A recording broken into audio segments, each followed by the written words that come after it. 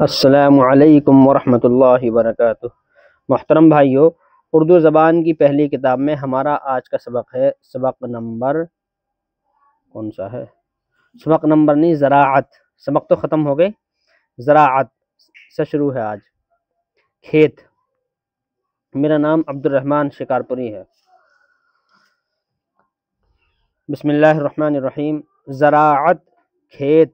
Number 1، یہ جو مینڈوں سے گھرے ہوئے زمین کے قطعے تم دیکھتے ہو، یہی تو کھیت ہیں۔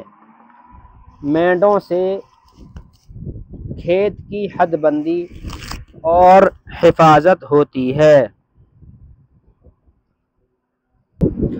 نمبر 2، وہ دیکھو ایک آدمی ہل بیل لیے آتا ہے، ہل سے کھیت جوتے گا، پھر بیج بوئے گا، اناج کے بیج سے اناج پیدا ہوگا جو ہماری خوراک ہے، کپاس کے بیج سے روئی پیدا ہوگی جس سے ہماری پوشاک بنے گی، گنے کے ٹکڑے بوئے گا تو ایکھ اوکھ پیدا ہوگی، اس کو کولہوں میں پیل کر رس نکالیں گے، رس کو پکا کر گڑ اور راب بنائیں گے، راب سے شکر بنے گی، شکر سے طرح طرح کی مٹھائیاں تیار ہوں گی۔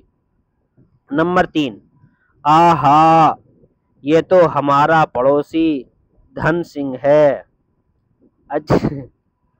اجی یہ بڑا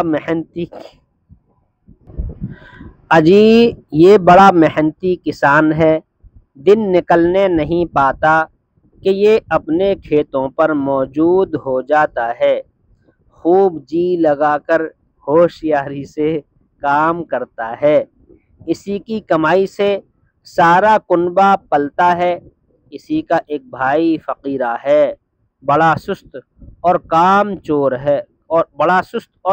چور، اویر سویر بوتا ہے، پیداوار اچھی نہیں ہوتی، ہمیشہ قرض دار رہتا ہے۔ نمبر 4، کھیت کیار کے کاموں کو کھیتی باڑی، کاشتکاری یا زراعت کہتے ہیں، جو کھیتی کرتا ہے وہ کاشتکار کہلاتا ہے، جو سویرے سویرے اپنے کھیتوں پر جاتا ہے اور اپنے کام میں جی لگاتا ہے، وہی کھاتا کماتا اور نفع اٹھاتا ہے، آڑے وقت کے لیے کچھ بچاتا ہے۔ بھائیو، یہ سبق تو ختم ہو گیا، یہ نوٹ لکھا ہوا حاشیے میں، تو میں بھی اس کو، حالانکہ یہ سبق کے اندر تو نہیں ہے لیکن میں پھر بھی اس کو پڑھ کر سنا دیتا ہوں۔ نوٹ: زراعت ایک عملی فن ہے۔ عمل آنکھ سے دیکھنا اور ہاتھ سے کرنا لازم ہے، صرف کتابوں کے پڑھنے سے نہیں آ سکتا۔ ہر سبق میں جس چیز کا بیان ہوتا ہے اس کا نمونہ دکھا کر سمجھانا چاہیے، طالب علم ہاتھ سے بھی کچھ نہ کچھ کام کریں تاکہ ان کا جی لگے۔ والسلام علیکم ورحمۃ اللہ۔